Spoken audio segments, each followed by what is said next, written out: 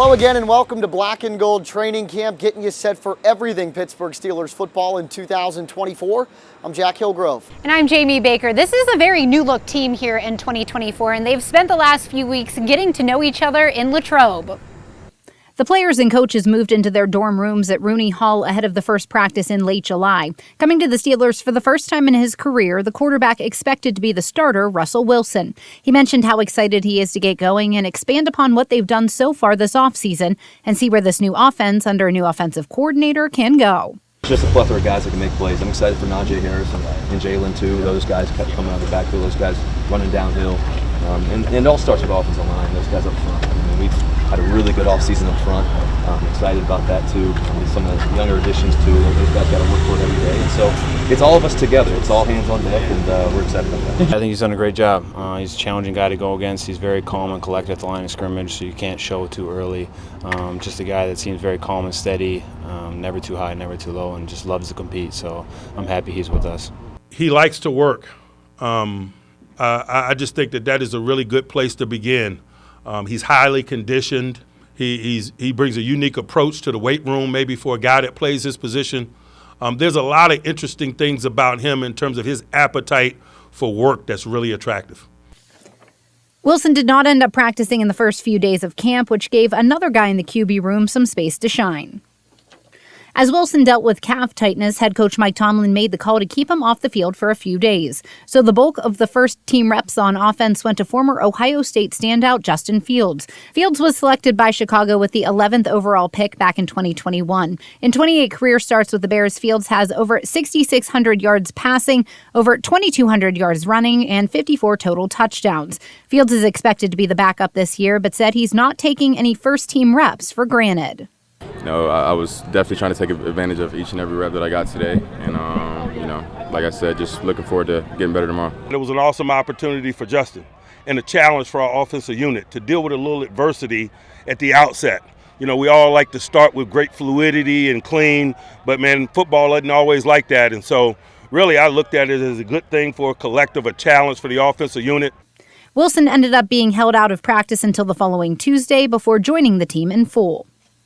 Now, there are pretty big storylines when it comes to new faces on the Steelers roster this upcoming season, but also a pretty darn big storyline when it comes to a familiar one. Back in May, the Steelers decided not to pick up running back Najee Harris's fifth-year option, making him a free agent following the season. For the first time this offseason, Harris spoke to the media about his contract situation and said that he was told the team did not give him a fifth-year option because, quote, they don't know what direction the offense is heading. Harris, however, does want to stay in the Steel City. Good city. Obviously, the people here are nice and are welcoming, but, it's a business. This isn't, this comes and goes in your life, like I said, I've been around this stuff all my life, and what I always take from it is I've always been in the driver's seat of this, and God's been steering it, and wherever He stops the cars, wherever I'm working at, and if it's here or somewhere else, by all means, I'm going to do everything I can for that team, and that's just the mindset you got to have with it. Now, we've already mentioned him a few times to this point, but Arthur Smith, the new Steelers offensive coordinator, makes his debut in the black and gold this fall. Smith takes over as the Steelers play caller for Matt Canada, who was fired halfway through last season. Smith went 21-30 in 3 seasons as the head coach of the Week 1 opponent for Pittsburgh and Atlanta. But before that, he spent 10 seasons in Tennessee, with the last 2 being offensive coordinator. Smith's schemes in Tennessee were very run-heavy, being in the top 10 in rushes in both 2019 and 2020. But he says the key to their success in Pittsburgh this fall is getting all of their players in the fold. Well, it's all going to play out. But, yeah, all these guys, they got to be – we just don't want to become obvious, right? So it's every time this guy's in here in this formation, we're only doing that. So we need everybody involved. And that'll be week to week, how we want to scheme it up. But you can't become obvious because, naturally there's going to be tendencies. But that's what you're constantly looking at, and we need everybody involved to make us a more lethal offense. But been very pleased with picking up the nuances and really our style of play. That was good. And then now you're pushing through day 3. So not just physically, but mentally sometimes, see who can push through as you get in the dog days of camp. As Jack just mentioned, Arthur Smith knows the Steelers' first regular season opponent well as the black and gold hit the road to take on the Atlanta Falcons on September 8th at 1 o'clock. The Steelers stay on the road in Week 2, visiting Russell Wilson's former team, the Denver Broncos. That kickoff is set for 4:25 on September 15th. Week 3 brings the Steelers back to Acrisure Stadium to kick off their home slate. They'll face their second straight AFC West opponent as the Chargers come to town for a 1 o'clock kickoff on September 22nd. Week 4 sends the team back on the road as they head to Indianapolis to take on the Colts in a 1 o'clock game on September 29th. And Week 5 is a Sunday night showdown between longtime rivals as the Cowboys make their way to Acrisure Stadium for a primetime showdown on October 6th. Still to come, we'll head to the other side of the ball as we take a look at some young guys hoping to make an impact on the black and gold defense in 2024.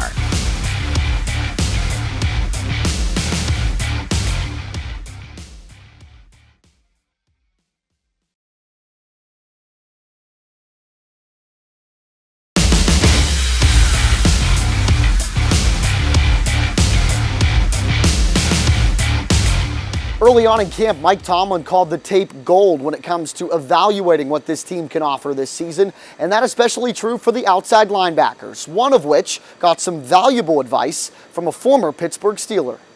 The outside linebacker, second-year player out of Wisconsin, Nick Herbig, and the legend, Steelers Super Bowl champion outside linebacker James Harrison. Those two getting some reps with each other after practice. Harrison offering Herbig some advice, and afterwards, Herbig told us that that moment was extremely valuable for him and for Harrison, a moment where he can be able to teach these guys a thing or two about what he knows.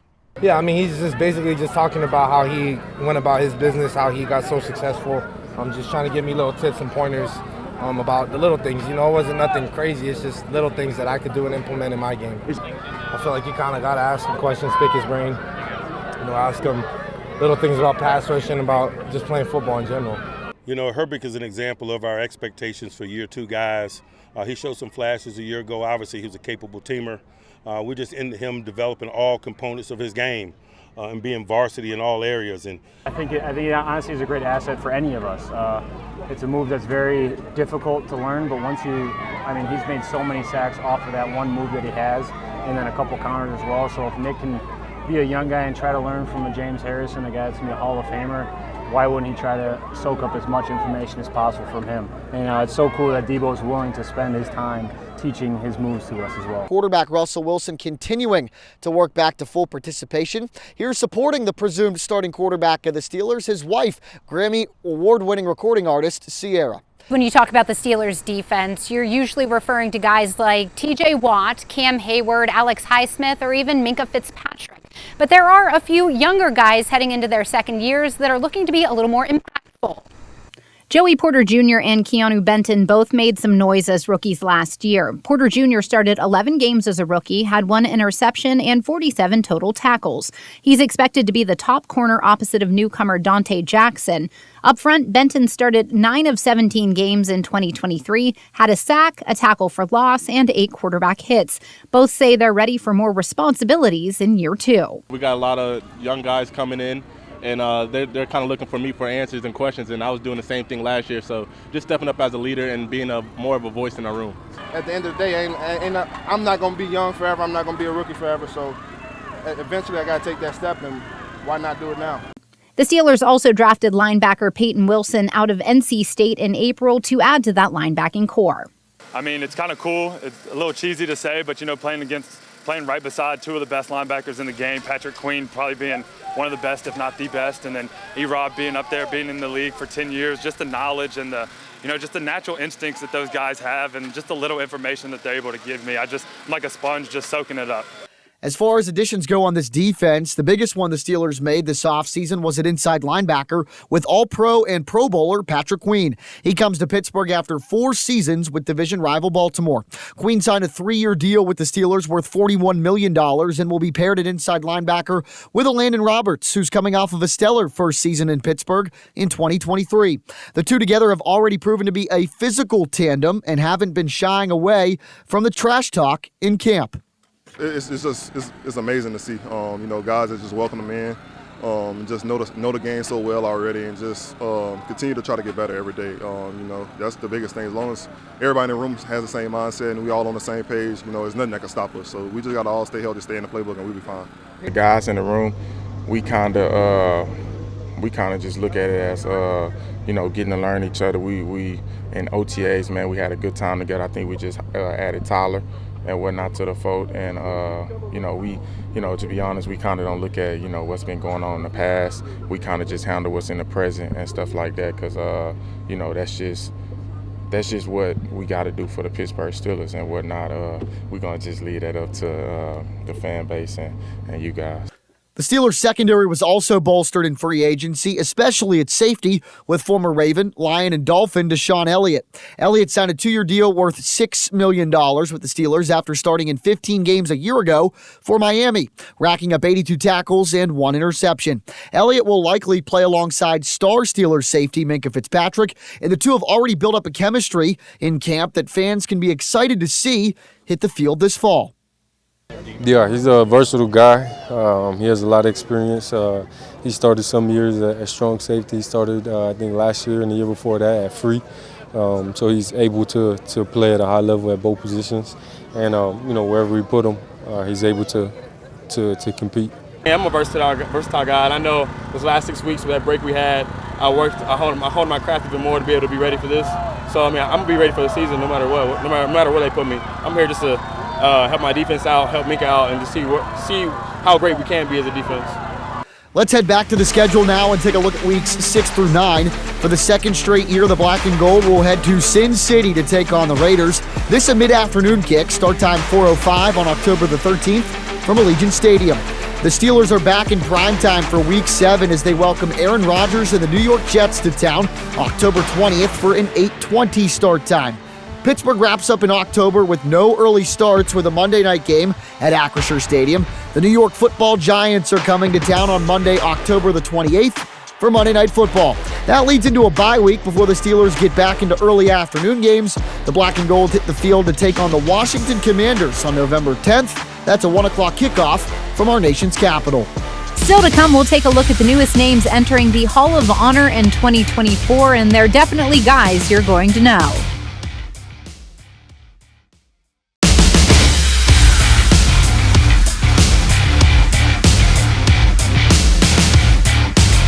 It's become a yearly tradition at St. Vincent College, the first Saturday of Steelers training camp every year. Team President Art Rooney II and the organization unveil their Hall of Honor class. This year's inductees, all 4 of them, have had lasting impacts on the organization that to this day are still felt. Outside linebacker Jason Gilden, nose tackle Casey Hampton, running back Willie Parker, and legendary defensive coordinator Dick LeBeau make up this year's class, a record-breaking quartet who made a lasting impact on one of the NFL's greatest franchises. When you call, they sort of have no idea what you're calling about, so it's always a bit of a surprise. So that's what makes it, for me, is just being able to give guys like that the news that, they're in that hall now, and they got a new set of teammates. Starting on offense with Fast Willie. Parker played for the Steelers for 6 seasons. He tallied up over 5,000 rushing yards, 24 rushing touchdowns, an NFL champion who still holds the longest run in the history of the big game. Willie Parker, 75 yards, and this place is a Steeler maniac's haven. Over to the defense, the man they call Big Snack. Hampton, the former nose tackle, played for 12 seasons for the Steelers, a 5-time Pro Bowler who racked up 39 career tackles for loss and made running the ball against the Steelers a nightmare. When Casey Hampton came into the NFL in 2001, that was still an era in the league where teams ran the ball on first and second down. I mean, it's not like it is now where they'll throw anywhere, from anywhere, at any time, regardless of the score or anything. So, Bill Cowher defense, if you couldn't stop the run, you couldn't play. Next, a man who held the standard of elite pass rushing the Steelers fans are used to, Jason Gilden. Gilden played in Pittsburgh for 10 seasons and at one point became the franchise's all-time sacks leader. He was in Latrobe Saturday to receive this honor and couldn't be more humbled to head into the hall. Once you play here as a player, you always know and you're always aware of all the great talent that's been through this organization. But to actually think about being honored with the greats of the great, it's very humbling. Like I said, it's a very one of those things you really can't wrap your head around at the time. And finally, the lone assistant coach in the Steelers Hall of Honor, Dick LeBeau, the team's defensive coordinator for 10 seasons, a league champion in 2005 and 2008, who had a special relationship with his defensive players and got the best out of them, game in and game out. a lot of times the coach has respect of everybody, but to be loved like that, and you know, the guys that played for him just loved playing for him, didn't want to let him down, and I think that was part of the success. He's a special coach, he's a special strategist, he's a special leader, he's a special communicator, he's thoughtful, he's good with people. The list goes on and on, man, obviously deserving of the honor. Let's switch to the opposite end of things. The Steelers were widely praised for their 2024 draft class, and those rookies have shown a lot of promise in training camp. Second-round pick center Zach Frazier and undrafted rookie Beanie Bishop played together last season for the West Virginia Mountaineers. The Fairmont native Frazier played in Morgantown for 4 years, while Bishop spent his final year at WVU after transferring from Minnesota. Right now, Frazier is competing to start at center with veteran Nate Herbig, and Bishop has received a majority of the reps at slot corner with the first team. They said experiencing camp together has been beneficial for both of them. You know, before we came up here, we were talking a lot, and it's just cool to have someone here that you're familiar with, especially like when we first got up here. We had someone, you know, that we're familiar with, teammates, and it's cool to see him succeed too. You know, it's kind of fun. We haven't really been talking that much. You know, it's kind of offensive, defensive thing. But you know, whenever his family come in and stuff, I go say hi to him and things like that. Obviously, I don't go against him every day, you know, because he's obviously on the offensive line and I play in the secondary. So, you know, but it's just always good to have a brother out here. Those rookies and the whole team will be put through the gauntlet over the final 2 months of the regular season. Divisional play starts in Week 11 as the Steelers welcome in the Baltimore Ravens for a 1 o'clock kick on November 17th. The team has to make a quick turnaround as they then head to Cleveland to face the Browns on Thursday night, November 21st at 8:15 p.m. The Black and Gold don't get much of a breather after that either. They stick in the very tough AFC North by making the trip to Cincinnati. That game against the Bengals is set for a 1 o'clock kick on December 1st. And then just over 2.5 weeks after seeing Cleveland at the Dog Pound, Browns make their way to Acrisure Stadium for a 1 o'clock kick on December 8th. We've talked about a ton so far, but we're not done just yet. When we get back, we'll take you inside a fan favorite tradition, the night practice at Latrobe Memorial Stadium. Don't go anywhere.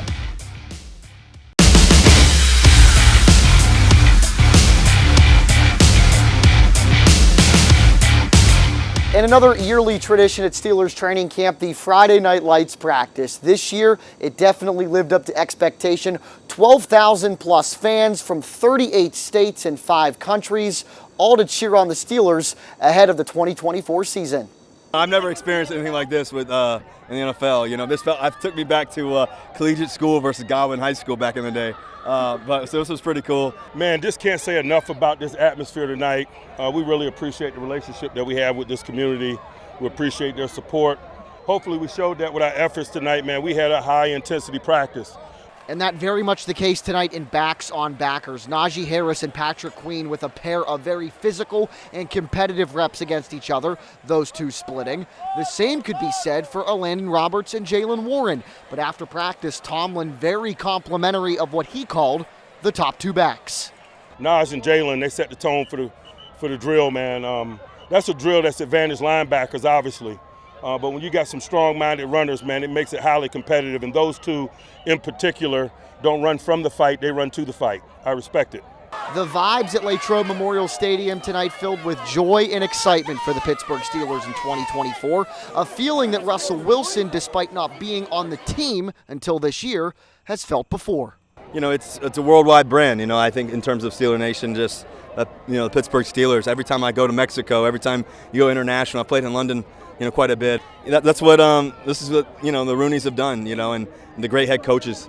Obviously including Coach Tomlin, the great players ahead. Now, obviously, throughout the preseason and the regular season, a big focus is put on how well the players are playing. And a few of those guys this year are playing for contract extensions. We already talked about running back Najee Harris, but another offensive guy in the mix is tight end Pat Freiermuth. He's entering the final year of his rookie contract. Over 3 seasons, he's accrued over 1,500 yards and 11 touchdowns. On the other side of the ball, Cam Hayward is entering his 14th year with the Steelers, and he's hoping to prolong his time with the organization. Both guys say they'd like to remain in Pittsburgh. I'm optimistic. I want to be here and love Pittsburgh and love everything about it. I'm just going to focus on, being the best player I can be and control what I control and being locked in for this team. I'll keep saying it. This team needs my leadership, my production, and I look forward to doing it. I want to be here. A lot of football to be played, and this season and then a couple seasons, but I can only focus on what's in front of me. I think Cam's got a lot of football ahead of him still, and I'll leave it at this. I expect him to be here for years to come. The Steelers are not usually known for inking deals in the regular season, so this is something to keep an eye on throughout the remainder of the preseason. Before we go, let's look at the final month of the regular season, and it is a tough 4 weeks for the Steelers. Following 4 straight AFC North games, the Steelers go out of conference to take on the Philadelphia Eagles on the road on December 15th. On the following Saturday, it's AFC North football once again as the Steelers head to Baltimore to meet the Ravens in a mid-afternoon game on December 21st. And they won't get much time to bounce back from what's always a hard-fought battle, because just 4 days later, on Christmas Day, they welcome the defending Super Bowl champs, the Kansas City Chiefs. Kickoff set for 1 o'clock. And the team does get a bit of a break heading into Week 18 as they won't play their final game against Cincinnati until January the 5th. That game at Acrisure Stadium, and a start time still to be determined. Thank you for joining us for this edition of Black and Gold Training Camp Show. There is still an entire season worth of Steelers football to get excited about. Yes, there is. Week 1, September the 8th in Atlanta against the Falcons, and then the Steelers' home opener at Acrisure Stadium, which is just behind us, on September the 22nd, 1 p.m. against the Los Angeles Chargers.